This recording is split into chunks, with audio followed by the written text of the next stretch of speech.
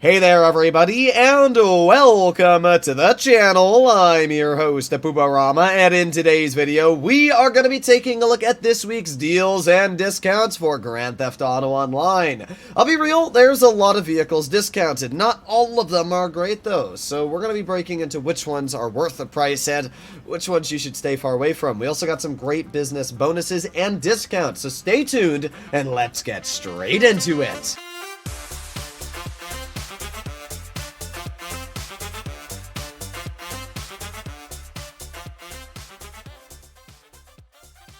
Let's start off for the money grinders and talk about the bonus money for the Nightclub. Last week we had motorcycle club businesses, which is pretty mediocre. And before that we had double money on special cargo sale missions. And it seems like Rockstar is really trying to keep this money grinding up because now we got the Nightclub and you're going to be earning double cash on all sale missions, which is already great. That means if you're doing a $1.5 million sale mission, that's now worth $3 million. And if you sell that in a public lobby, you can make an additional 1.5, so 4.5 million. That is an insane chunk of money, and yeah, it's gonna be great. But it gets even better. The Nightclub also has the safe, where you make $50,000 every 48 minutes, $62,500 an hour. Well, that income is going to be tripled. That means every 48 minutes or one in-game GTA day, you are going to net $150,000. That is crazy. That means the Nightclub is making ridiculous amounts of money for literally putting in almost no effort. So definitely make sure that if you don't own a Nightclub, you get your hands on one this week. You will make the money back that you've spent on it easily, without even purchasing the upgrades, down to the fact that you have that passive popularity income. I should also add into the fact that the Nightclubs are 40% off this week, including all upgrades themselves. So hopefully all those money grinders out there, they've got those tasty nipplies ready. But with that aside, let's talk about the discounted vehicles, their performance, and which of these are good. Because I'll be real, there's a lot of cars discounted. The majority of them are pretty mid.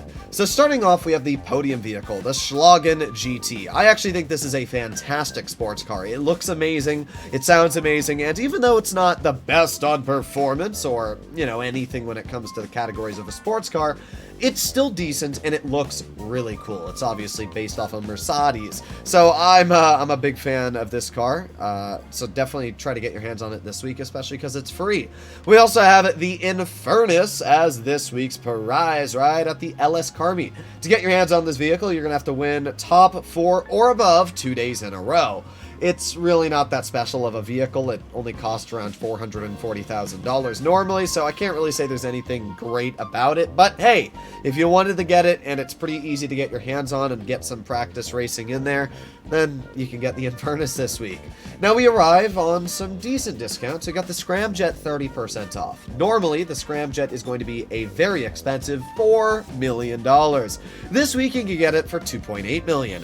Do I think the SCRAMJET is worth $2.8 million? Honestly, no. I mean, it's cool, and it's got a lot of great things going for it. It features missiles, which you can launch into the air, and they're pretty deadly. And you also have the ability to jump, and the best part is that you have a massive rocket boost, which allows you to just easily launch into the air. It's a very fun vehicle. So if you're looking for fun, plus you want a robot Princess Bubblegum livery, the SCRAMJET is definitely a vehicle to keep your eyes on. Look at that. Perfect landing on the road.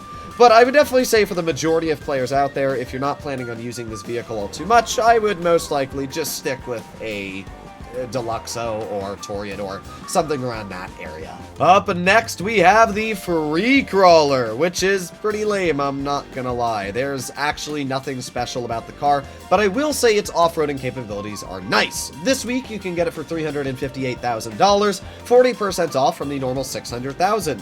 It's just an ugly vehicle. That's the problem I have with the Free Crawler. I mean, it's really good at off-roading because of that crazy ground clearance it has. It actually can climb over mountains, no problems whatsoever, and it's actually a really fun off-roader. I just, again, hate the look of it. It's also not fast, nor does it have good handling in the off-roaders class. So yeah, the free crawler, it's a vehicle. If you want it, pick it up. It's really cheap and you want to mess around with some off-roading. But apart from that, I really can't say all too much special about it. Next up, we have the Impaler. And we also have the Impaler, Future Shock, Apocalypse, or really whatever variant you want from the Arena War. Now, the normal Impaler and the upgraded version are both on sale. So if you haven't gotten this vehicle already and you own an Arena, I'd highly suggest to pick this vehicle up. First of all, it's actually really fun to mess around with. It's got pop-up headlights, which is really cool. I own just a normal version of this car, and I actually think it looks great. It's based off like a 70s, 60s era muscle car, so I'm a big fan of the Impaler in general. It's not the fastest, nor does it feature incredible handling or anything like that, but it just looks really cool, which is something that I'm always a big fan of. Plus, it's only $200,000, so I really can't say there's too much you're gonna have to worry about when it comes to the price tag. So when you upgrade the Impaler, you get this one being the Nightmare, and I mean, this thing is insane. First of all, it can drop mines, and it can jump, and really high, right over the festival bus, as you can see. The vehicle also features a speed boost, which allows you to achieve a top speed of 130 miles per hour, which is actually pretty insane. It features a plow on the front, which easily sends cars out of your way, as you can see, although we kind of spun out there. It still very easily sends cars out of the way, plus some front-mounted machine guns and proximity mines that you can drop. The vehicle's just really cool in general. It's definitely not the best when it comes to handling, but it's fast. It's just a really cool vehicle in general, so definitely would suggest to think about getting your hands on this, especially because it's only $720,000 this week. Normally it's $1.2 million, so decently discounted, 40% off. The upgrades are going to be quite nice on this car, and it's just a really awesome looking vehicle. After the Impaler, we arrive at another muscle car, being the Tulip. This one is pretty mediocre, I'll be real. I mean, it's discounted. It's normally $720,000. This week you can get it for $430,000. The problem is there's really nothing special about it. I don't think it looks great for the muscles category. It's kind of weird looking. And top speed wise, it's only 112 miles per hour. It features pretty mediocre performance, but I will say at least decent acceleration. So I guess it's got that going for it. But yeah, for the most part, it's really not that special of a muscle car in any way, shape, or form. And I wouldn't really recommend to think about getting your hands on this car. The only thing I will say is that it was removed from the game, so if you were trying to fill out your muscle car collection, this is one vehicle to add before it is removed next week. We move on to the Lifeguard. I'm not really going to bother driving this vehicle because it's just a Granger. It doesn't have great handling, performance. The only thing it does have is little lights that can turn on and off at the top, which you can see. I mean, it's cool. Cars will pull over off to the side of the road for you, and it is discounted. It's normally $865,000. This week it's $520,000. So it's not the worst, but I definitely can't say there's anything spectacular about the Lifeguard, anything to really warrant purchasing it at that either. So now we arrive to the last bunch of discounted vehicles. We start off with the Menacer, which is a complete waste. I mean, it's cheap. It's normally $1.7 million. This week it's $1 million. The problem with the Menacer is, first of all, this glass is not bulletproof even slightly. You can shoot directly through it and just completely dome the driver. Second of all, unlike gun-running vehicles, you cannot drop mines under the Menacer. Plus, look at how bad its ground clearance is. You cannot drive over really anything off-roading, which is really disappointing because I thought the Menacer would always be a good off-roader.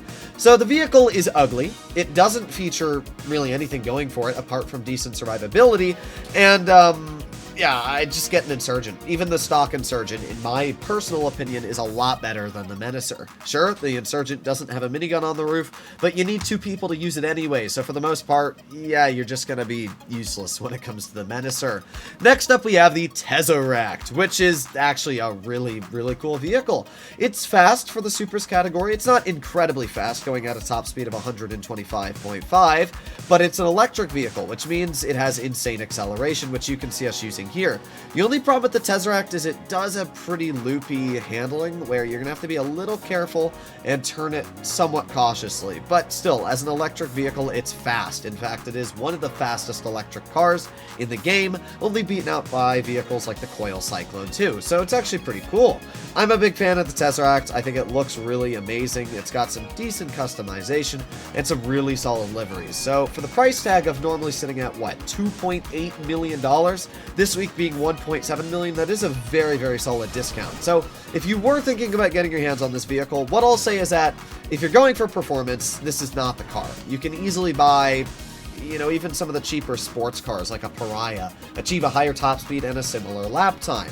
But if you like electric vehicles, you're going for top speed and overall acceleration, then the Tesseract is going to be a really fun vehicle. So that's my overall suggestion when it comes to this car. Next up, we have the Zion Classic. I actually think this car looks great. It's obviously based off an old BMW, and it's maybe not the most exciting car ever. It doesn't feature a ridiculous top speed, only at about 114. Its handling is pretty mediocre, but while it's not the best, it's also not the worst by any means. It is a sports classic, so it's pretty decent on handling in the category, and the car's got some great customization going for it. You can see alone here we shoved a massive, it almost looks like V8 on the front of this car, which doesn't make any sense, but still, it's got a lot of cool customization.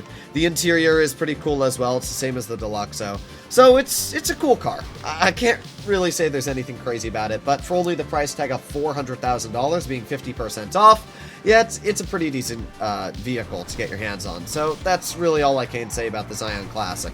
If you like sports classics, you like BMWs, get your hands on it. But for the majority of people, there's nothing really special about the car that I can say warrants you to want to put it in your garage. And to finish off this week's discounted vehicles, we have the Festival Bus. I'm gonna be real, I don't know why you would want to buy the Festival Bus. I mean, sure, it's a meme. It's got a massive stage on the top that you can maybe climb up to. Yes, you can. And I mean, I guess that's kind of cool. You can mess around with the DJ controls and stuff like that. But at the same time, the Festival Bus is pretty expensive at normally $1.8 million, and even half off at only $800,000. I just can't imagine anybody would really ever pull this thing out. I have never once in a GTA session seen somebody drive this apart from a modder. So, yeah, I can't really say there's anything worth it about the Festival Bus.